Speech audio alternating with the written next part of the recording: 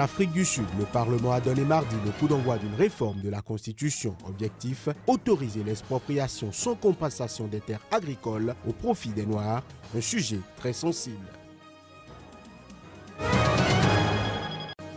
Au Mali, ouf de soulagement pour la presse après une semaine de détention dans une affaire dite de chantage. Le rédacteur en chef du journal en ligne Mali Actu a été libéré lundi par un tribunal de la commune 3 du district de Bamako. Le procès du putsch manqué de septembre 2015 au Burkina Faso a été suspendu sine die mardi après-midi. C'est en raison du retrait de tous les avocats de la défense qui contestent la légalité du tribunal militaire.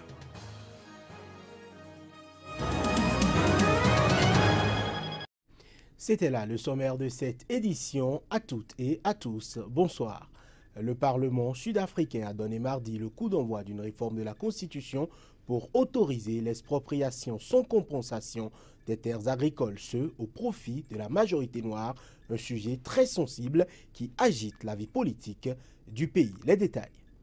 À une très large majorité, les députés ont adopté une motion mettant en place une commission chargée de réviser à cette fin l'article 25 de la loi fondamentale d'Afrique du Sud. Ce texte a été défendu par le bouillant chef des combattants pour la liberté économique, Julius Malema. Le temps de la réconciliation est fini, l'heure de la justice a sonné, a lancé Malema dans l'hémicycle. Nous ne cherchons pas la vengeance, nous voulons retrouver notre dignité. Près d'un quart de siècle après la chute de l'apartheid, la question de la redistribution des terres reste très controversée. Comme le reste de l'économie, l'agriculture reste largement aux mains des Blancs qui détiennent 73% des terres contre 85% à la fin du régime raciste selon une récente étude. Souvent, la redistribution se solde par un échec. Les nouveaux propriétaires sont contraints de jeter l'éponge, incapables d'assurer la rentabilité de leur exploitation par manque de formation, de moyens ou d'accès au marché. Depuis plusieurs années, Malema exhorte régulièrement ses troupes à s'emparer des terres. Ses propos lui ont valu autant de poursuites devant les tribunaux pour incitation à l'effraction. Son texte a obtenu mardi le soutien du Congrès national africain, au pouvoir qui détient la majorité absolue au Parlement. Conformément à ce qu'a souhaité le dernier congrès de l'ANC qu'il préside, le nouveau président Cyril Ramaphosa a promis une réforme agraire destinée à panser les plaies du passé et à accélérer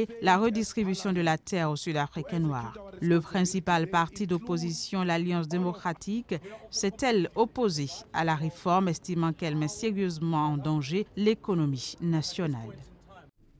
L'Afrique du Sud a accueilli mardi avec prudence le premier gouvernement de transition nommé par son nouveau président Cyril Ramaphosa, subtil compromis entre le coup de balai anti-Jacob Zuma et le maintien de l'unité du parti au pouvoir. Le gouvernement a été investi lors d'une cérémonie au Parlement. Plus de précisions à travers ce reportage.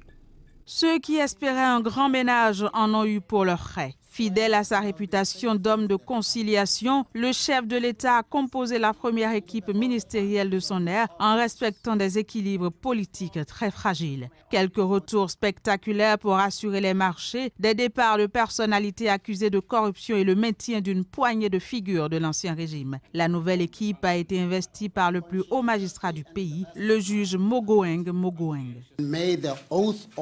Que le serment ou l'affirmation juge très brutalement tous ceux d'entre nous qui sont ici pour un spectacle ou tous ceux d'entre nous qui trahiront les aspirations constitutionnelles du peuple sud-africain. Ainsi, nous avançons avec notre pays et cela démontre que notre démocratie mûrit chaque jour. Il s'enrichit de plus en plus et nous sommes tous prêts à servir notre peuple. Merci beaucoup d'être ici. Élu en décembre à la direction de l'ANC, l'ancien vice-président sud-africain a succédé à la tête de l'Afrique du Sud au très controversé Jacob Zuma, lâché par son parti après 9 ans d'un règne terni par les scandales. D'abord syndicaliste puis homme d'affaires à succès, Ramaphosa, 65 ans, a promis de débarrasser son pays de la corruption et de relancer son économie désespérément à tonnes. Sorti exsangue de l'ère Zuma, son parti aborde le scrutin législatif de 2019 en position de faiblesse et pourrait ainsi que l'anticipent de nombreux analystes perdre la majorité absolue qu'il détient au Parlement depuis la fin de l'apartheid en 1994. Je l'annonçais en titre, après une semaine de détention dans une affaire dite de chantage, le rédacteur en chef du journal en ligne Mali Actu a été libéré lundi par le tribunal première instance de la commune 3 du district de Bamako. Une libération obtenue sous la pression de ses confrères qui pensent que son arrestation est un pur complot. Reportage à Bamako pour Sika TV, Halima Bentouré. Salif Diarra est enfin libre. Ce lundi 26 février, sous un soleil de plomb, les journalistes ont pris d'assaut le tribunal de grande instance de la commune 3 où leur confrère a été présenté à un juge. Ils étaient nombreux devant cette juridiction située en plein cœur du district de Bamako, dans une zone commerciale pour apporter leur soutien à leurs confrères. Nous sommes vraiment écœurés de voir que le régime est en train de tomber si bas en arrêtant illégalement les journalistes dans leurs locaux. S'il y a une plainte qui a été déposée en novembre et qu'on a pu localiser les personnes concernées, il fallait délivrer un mandat d'arrêt ou une convocation. Malheureusement, nos confrères ont été enlevés comme des bandits. En fait, l'arrestation de Salif, c'est de la manipulation en fait. Vous comprenez? Ils ont dit trop de versions, donc les choses ne sont pas claires et tout. Donc on est là aujourd'hui pour le soutenir, qu'on laisse Salif parler.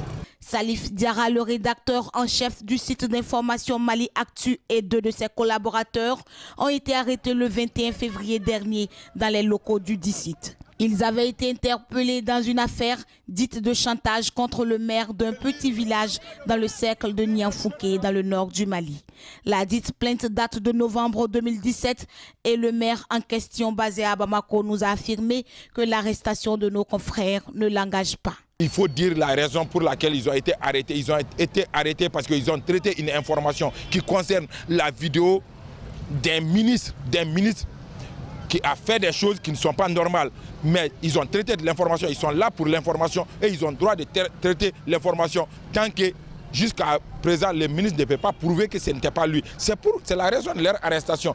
C'est dans le cadre de leur travail. S'ils ont été arrêtés dans le cadre de leur travail, c'est pourquoi nous nous mobilisons. Il faut rappeler que si les 2 confrères, Aliou Assé et Issa Koulibaly, sont complètement libres de toute poursuite, quant à Salif Diarra, le rédacteur en chef du site, il est pour l'instant libre de ses mouvements, mais la procédure va continuer, a précisé un de ses avocats. L'ensemble de la presse malienne reste mobilisée derrière leurs confrères pour sa libération finale. Le procès du putsch manqué de septembre 2015 au Burkina Faso a été suspendu sine die mardi après-midi après le retrait de tous les avocats de la défense. Ces derniers contestent la légalité du tribunal militaire. Plus de précisions à travers cet élément.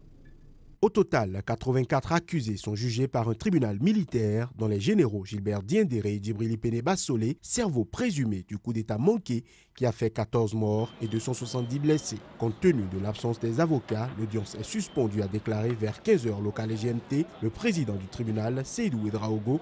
Les magistrats professionnels sont précisés quand elle reprendrait. Non, nous ne pensons pas qu'il y ait des motifs d'inquiétude.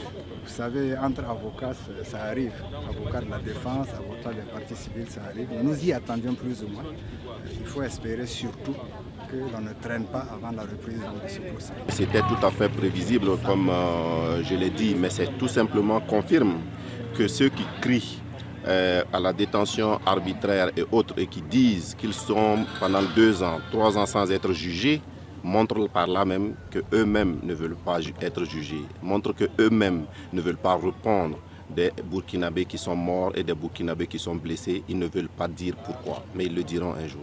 Mais pour les avocats de la défense, la juridiction devant juger cette affaire n'est pas légale.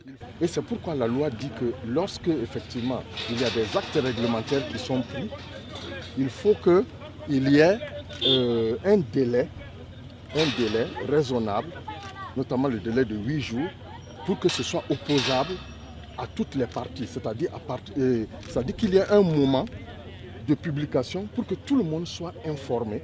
En ce moment, l'acte est valable. On se rend compte qu'au jour d'aujourd'hui, tout a été ficelé sans effectivement avoir respecté ce délai.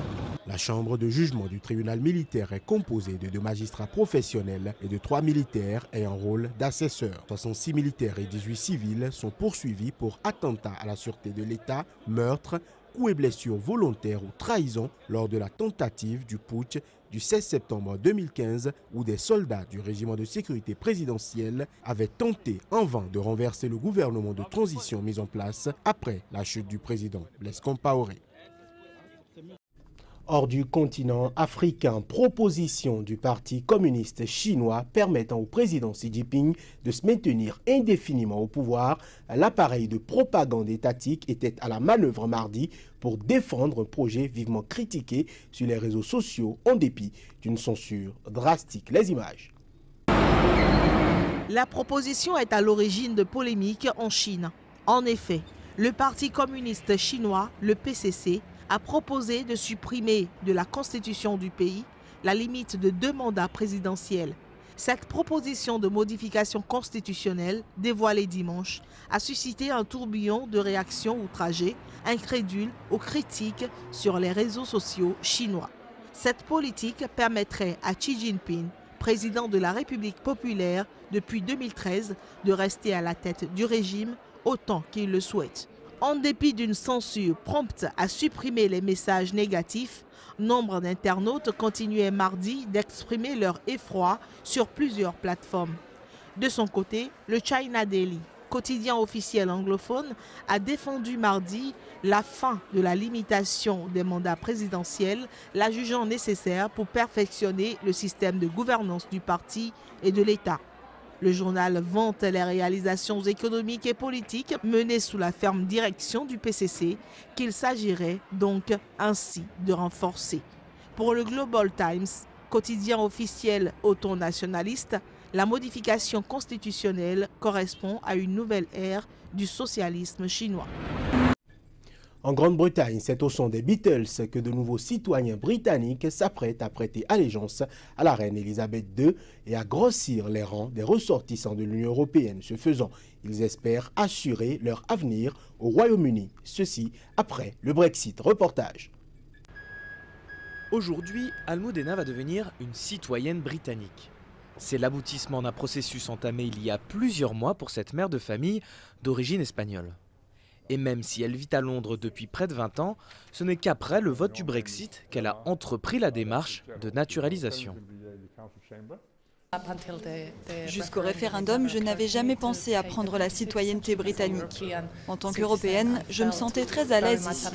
Mais maintenant, avec toute cette incertitude et vu qu'on ne sait pas vraiment où vont les choses, j'ai pensé qu'il valait mieux que je devienne britannique.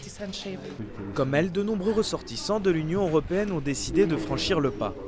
Car même si le Royaume-Uni a conclu un accord préliminaire avec Bruxelles qui garantit le droit des quelques 3 millions de citoyens européens sur son territoire, beaucoup se méfient.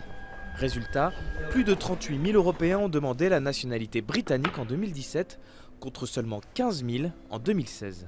Pour obtenir le précieux passeport, les candidats doivent justifier d'au moins 5 ans de présence au Royaume-Uni et passer un test de culture britannique. Les futurs citoyens doivent ensuite valider leur démarche en participant à une petite cérémonie à la mairie de leur quartier. 1 heure pendant laquelle ils devront jurer allégeance à la reine, s'engager à respecter les valeurs démocratiques du pays ou encore chanter le célèbre hymne God Save the Queen. Dans cette pièce, tout autour de moi, il y avait des gens de toutes les origines.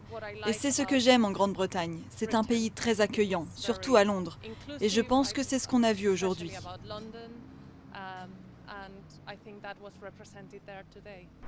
À l'heure du Brexit, beaucoup de ressortissants européens préfèrent devenir britanniques plutôt que de risquer de perdre certains de leurs droits. Une tranquillité d'esprit qui a un coût, environ 1 500 €. Ce sera donc tout pour cette édition. Merci de nous avoir suivis. À très bientôt sur Sika.